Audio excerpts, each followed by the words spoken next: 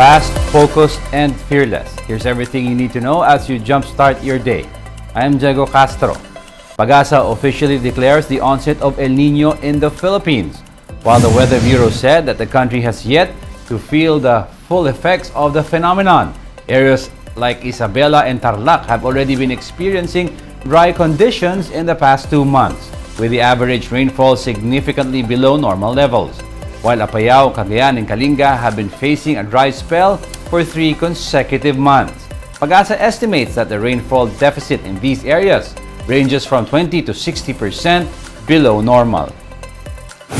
We already mentioned some areas experiencing dry condition. Isabela and Tarlac already experienced dry condition, meaning it's 2 months of below average, below average po na below normal condition po ng pag-ulan. While itong Apayao, Cagayan, and Kalinga, they already experiencing dry spell. Dry spell means 3 consecutive months na below the normal yung ating mga pag-ulan. Around 20 to 60% na mas mababa kaysa sa normal.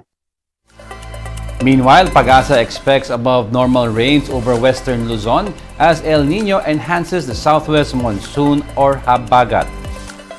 Dynamics po kasi niyan actually during the time of El Nino, but the southwest monsoon, we're expecting it to be higher or stronger, no? That's why in the coming months, July, August, and September, we can experience possibly po above the normal po na rainfall, particularly in the western section of Luzon. The Metropolitan Waterworks and Sewerage System warns that over 600,000 Maynilad customers may experience water service interruptions for up to 10 hours per day. That's if the water level in Angat Dam continues to decrease. As of July 4, the water level in Angat Dam was logged at 181.57 meters. Pag-asa said this is still over the dam's minimum normal operating level, which is at 180 meters. If rainfall remains insufficient by the end of the month, there is a risk of the water level in Angat Dam dropping further, potentially causing water interruptions for Maynilad customers. Just in case magkaroon po tayo ng low rainfall sa ating watershed ay magkakaroon po ng interruption dito. Nakafocus po kapag gabi, around 10 or madaling araw, kung saan po is yung demand ng water from our customers ay mababa.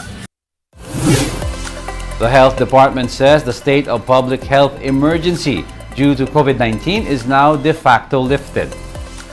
DOH Secretary Ted Herbosa said the department is now waiting for resolutions from the government's pandemic task force before officially lifting the state of emergency due to COVID-19.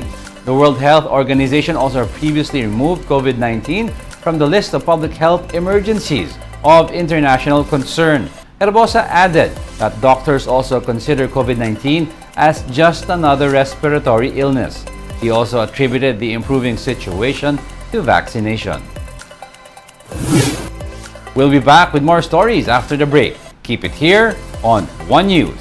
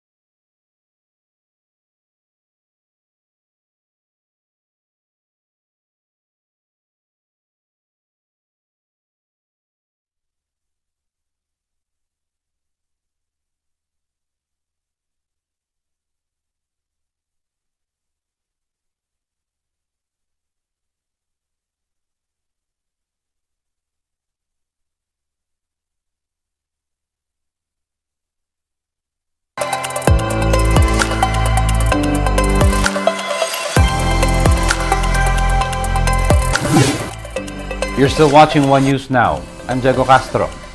The country's outstanding debt hits another record high. Data from the Treasury Bureau show that the national debt reached 14.1 trillion pesos by end May. That's around 1.33% higher from the debt level in the previous month. For May alone, the government added over 185 billion in fresh obligations due to the issuance of both domestic and external debt. With this, the current debt pile is now already about 96% of the expected debt by end 2023. A group of Cebu public officials throw their support behind Tourism Secretary Cristina Frasco amid the Love the Philippines fiasco. A manifesto of support signed by congressmen, mayors, and councilors in Cebu describes the tourism campaign controversy as a coordinated demolition job directed at the DOT leadership. Cebu officials noted Frasco's statement that not a single centavo was spent in the production of the AVP. They believe that the goal of what they call a smear campaign is to sabotage Frasco's accomplishments.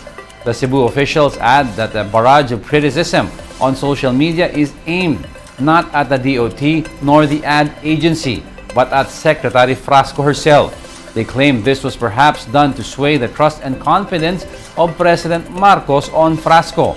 Meanwhile, Congressman Joey Salceda, who earlier slammed the use of stock footage in the AVP, says criticizing openly as needed is his job as legislator. But he notes that after heated discussions, lawmakers must remain focused on solving problems. He adds that once the hullabaloo dies down, the government will still need to address other issues hounding the tourism sector. That said, Salceda says he will not join calls for Secretary Frasco to resign. Vietnam bans the yet-to-be-released Barbie film from domestic distribution over a scene featuring a map that depicted China's claims in the South China Sea. One specific scene shows the highly contested Nine-Dash Line, which Vietnam says violates its sovereignty. The 2016 UN arbitral ruling also invalidated Beijing's claims. Now, Vietnam has in the past banned other American shows and films for the same reason. In 2019, the Vietnamese government pulled DreamWorks' animated film Abominable, and last year, it banned Sony's action movie Uncharted. Netflix also removed an Australian spy drama, Pine Gap, in 2021. Question now is whether this will also be banned in the country. Senator Francis Tolentino, for one, is urging the MTRCB to ban the upcoming Barbie movie from cinemas. Meanwhile, Senator Risa Hontiveros said there should be an explicit disclaimer about the matter prior to every screening of the movie. And that's it for this hour. Join us again at 9 a.m. as we continue to monitor the day's biggest stories. I'm Diego Castro. We are One News. All sides, all the time.